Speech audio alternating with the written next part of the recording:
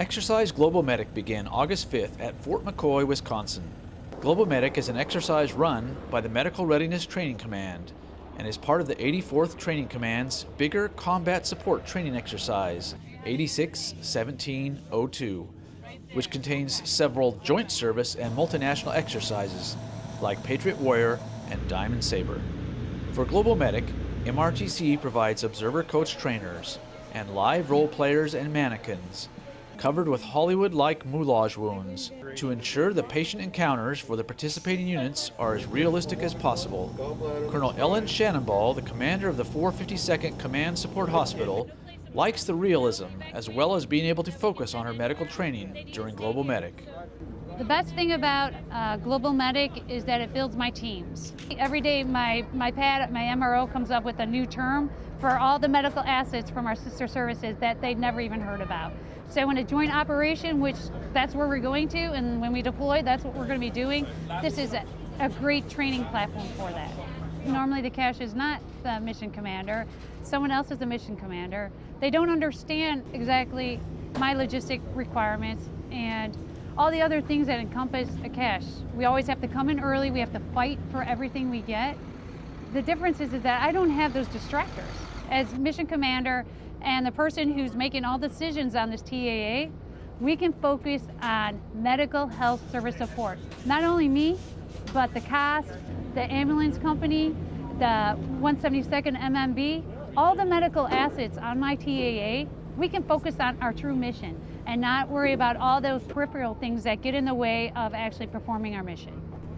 Approximately 12,000 service members from over 170 different units arrived at Fort McCoy and began preparations for their portion of CSTX 86-17-02. This joint multinational exercise includes not only U.S. Reserve soldiers, but also sailors, airmen, and Marines, as well as forces from 6 other countries, to include United Kingdom and Canada.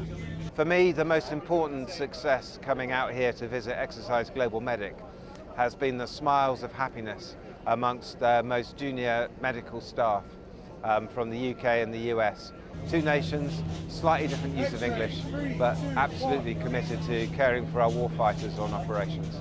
What's really important is to keep this drumbeat of working together going so that when we deploy again in major coalition operations, from the most junior medic all the way up to the most senior general, we understand each other's medical services and how to work closely together.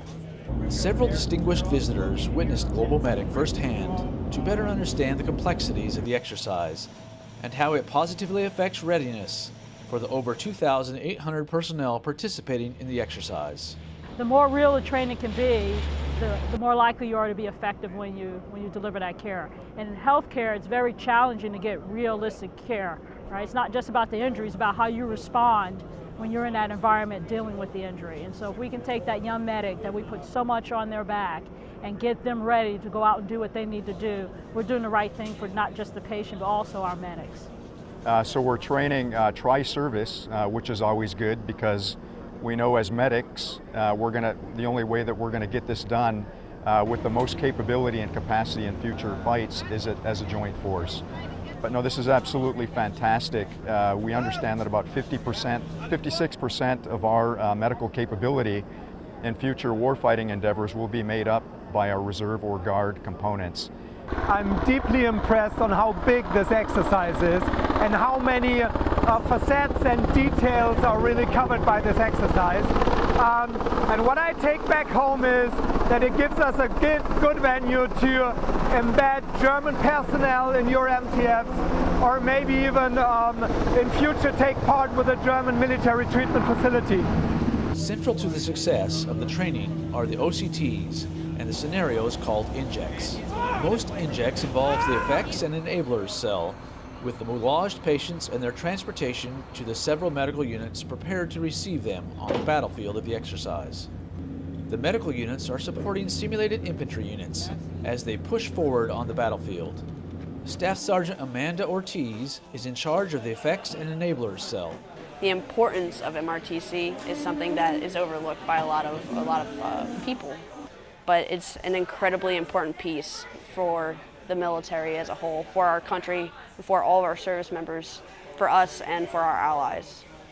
without this, they wouldn't have any kind of medical validation. Yes, the reservists do their job at home, but the Army has a different way of viewing medicine and then doing it by doctrine the way we have to do it. And I'm really passionate about saving lives. I'm really passionate about medicine. I'm really passionate about training soldiers. Doing what I do here gives me the opportunity to do everything I love in one piece. I get to care for these soldiers, but I also get to train my training audience and train my soldiers here. I'm training hundreds of thousands of soldiers throughout the years that I do this.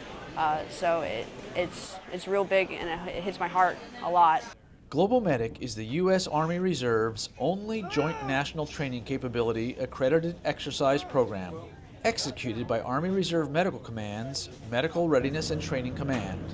MRTC provides developed scenarios in austere tactical environments that allow medical units to establish operations on a much greater scale, to include the additional elements of joint context necessary for global missions. Reporting from Fort McCoy, Wisconsin, for Army Reserve Medical Command, I'm Sergeant First Class Kenny Scott.